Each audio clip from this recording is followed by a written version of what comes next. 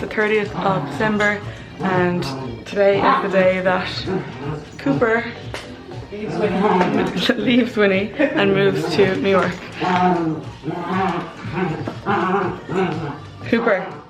Cooper, you're being very loud. So just a little bit about the process of it.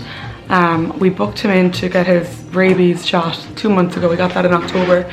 Nicole brought him to our vet that we go to in Dublin, and I was trying to figure out how I'd get him on the flight, because you can bring them on if they're emotional support animals, but only with certain airlines, and all the airlines have different rules and everybody knows different things about the rules, because I don't know, I guess it's something they don't really deal with that often. So I think we'll be lucky today, or we could be unlucky with who we get, but I think I've covered all bases anyway. So we got the rabies shot, and then we got the pet passport, which proves that he got the rabies shot. I have his vaccination cards with all the vaccinations he got when he was a puppy, all his like microchip details and all of that.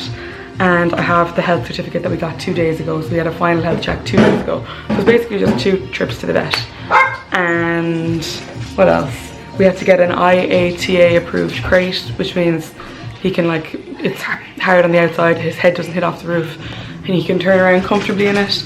He has to have a little water thing, which I showed you. I have the whole travel kit here. I got that on Amazon, so I'll put in a video of that here and I'll link it as well below. It's on Amazon. It's like a PetMate travel kit. It's got a puppy pad, it's got this sticker for live animals, it's got a tag, and you write the pet's name, owner's name and phone number, food and water thing for the crate, which we actually already have in our crate. These screws, I don't know what they're for. This to attach the passport, and then I have and a puppy pad, which is like for any, if he has an accident. I don't know if we put that in, but it's better to have all this stuff anyway. I got it on Amazon, so I'll link it. And then this is all his documents that he needs. I'll show you now. So this is his veterinary card with the shots that he got when he was like a puppy. And then we have his passport, which has got the details of his other vaccinations that he's got. His health cert is there. All his details. And then I'm starting to get my stuff together for what he's actually going to wear and what he's going to chew and all that stuff. So. And other than that, we got actually something from the vet for him to calm him down. I'll write in what it is because I actually don't know what the name of it is. But we're going to give that to him in the airport right before he goes. I tried to take him for a walk this morning, but he wasn't feeling it. So he's actually tired anyway though, because he's been hanging out here with Winnie, so I think Winnie's standing on his head. Winnie is standing on his head, so I think he'll be tired anyway and he'll sleep. And he's a good traveller anyway, so I'm not worried about him. So basically, I booked him on with Aer Lingus through the IAG cargo company. I had to book him on, like there was a certain window. I had to book him on 2 weeks before, but like months ago I had to send on his weight, his height, all that stuff. And then when I booked him on 2 weeks ago, I had to send on the dimensions of the crate. And he goes in the special live animals compartment in the hold. I'd obviously prefer if he was coming on board, but Aer Lingus don't allow emotional support animals on board. And he's not even an emotional support animal for me yet, but I will definitely look into that next time in the future. So I don't know. Again, I've been told different things that they do now, but I was initially told they didn't.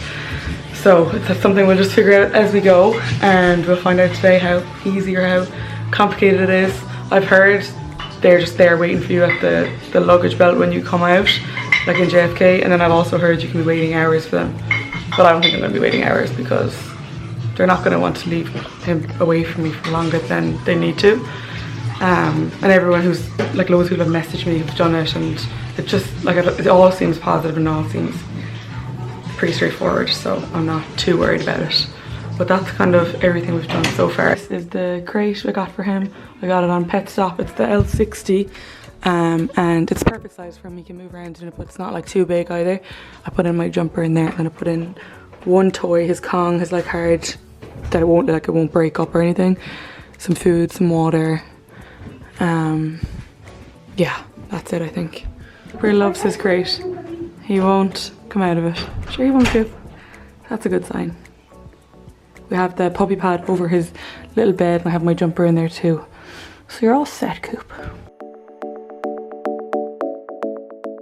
Okay, so so we're in the car now and we're going up to the Department of Agriculture. I spoke to somebody in Shannon Airport and they said that I didn't need it stamped by the Department of Agriculture. It was health cert, but then somebody messaged me saying Ireland is already strict about it, so I don't know. It's 5 to 9, they open at 9. We're gonna just see. I'd rather have tried and know that I've tried than not try and get there and eat it, you know. So Cooper is back here too, all strapped in. Okay, so that was closed. I don't know whether we should maybe just skip it. I feel like we could skip it because the guy in Shannon Airport said we didn't need it, and he said just say his name if anyone questions. And like, worst case scenario, it's only half an hour away from the airport, like. So we're gonna go, yeah, and I think we might leave it.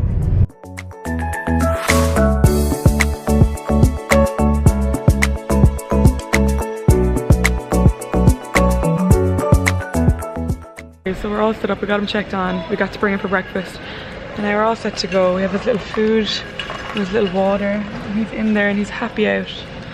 He's got his toys, chew toys, he's comfy, he's warm, so he'll be okay. I have some extra food here on top too, and I put the stickers on, so I think he'll be okay.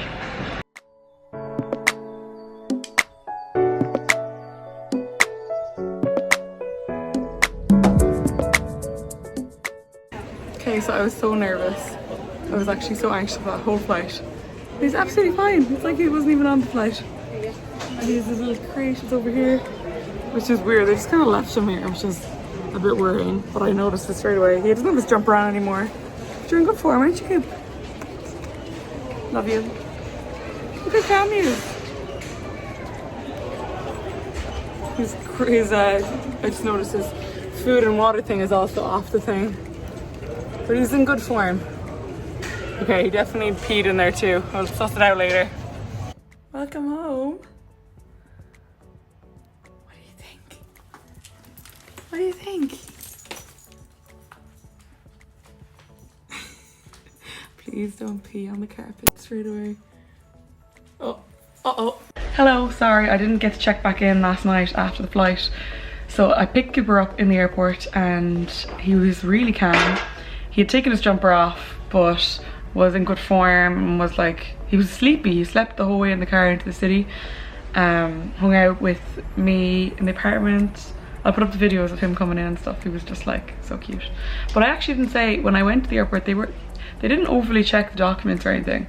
So it is more straightforward, I suppose, than I thought it was. But I suppose then it just depends on who you meet on the day and what they decide to check. And this device is ready for setup. We're setting up my Alexa. Just install the Alexa app and follow the instructions. Hello, let's get started. Okay, other information about Cooper traveling. He was €160 to check him on. I checked him on through AIG Cargo. Someone picked him up off me in the airport. It was all very, very straightforward. When I landed, I went to baggage claim and I asked them where was he going to come out, and they said he was going to come out at like the service area, like where you normally report missing luggage, and they said to go and get my luggage from the belt and come back. When I came back, he was literally there waiting, and that was it. He's a little bit jet lagged, he's sleeping a lot, but he's happy. And yeah, I think I'm just gonna have trouble getting him used to peeing, you know, on the street. He used to pee in a garden, so it's just going to be a little bit different. We've definitely got an adjustment period ahead of us, but I'm going to record a kind of vlog the whole thing and share as much of it as I can. And it's great because loads of people are sending me over like suggestions already, and they've been so helpful. So hopefully this video has been helpful if you are planning on traveling with a dog. Next time I am going to hopefully get a letter from a doctor saying that he's an emotional support animal and bring him on board, because he's so calm, like he'd be totally fine in the cabin. And then I just think me probably more than him would just be more at ease, you know. But yeah, that's it. Thank you so much for watching, and I hope this was helpful. I'll see you all in the next video. Bye guys.